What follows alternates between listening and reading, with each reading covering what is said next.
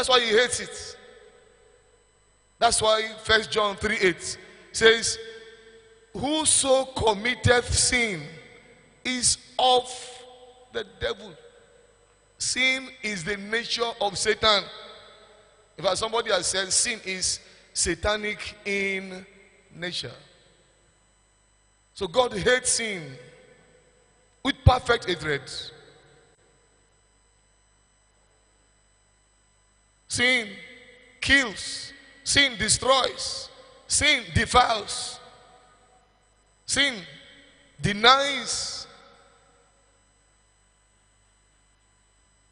And it had to take the life and the blood of the only begotten Son of God to deal with sin. That is how powerful sin can be. That only God himself could have died and solved the problem of sin. God had to come and die to take care of sin. Jesus is God, isn't it? God the Son. He had to come down because no man was qualified to pay the price for sin, because all have sinned and come short of the glory of God. So who will save who? A criminal cannot save a criminal. A sinner cannot save a sinner. All of us were born in sin, conceived in sin. So none was qualified to pay the price for the penalty of sin.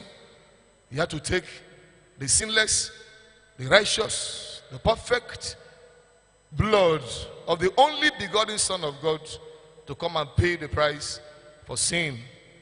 And to tell you how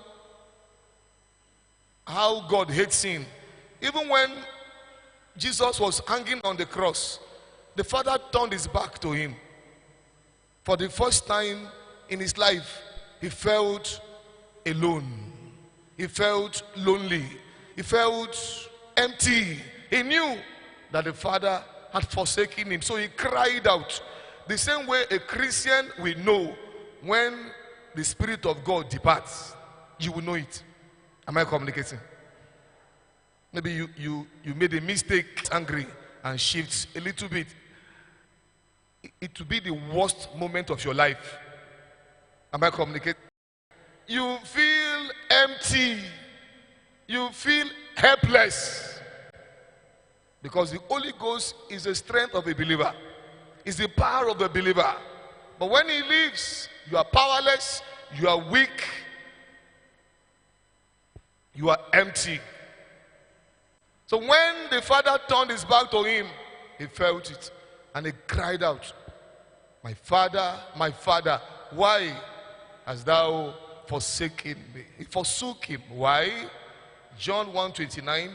Behold, behold the Lamb of God that taketh away the sin of the world. And the Father could not behold him, because God is of purer eyes than to behold iniquity.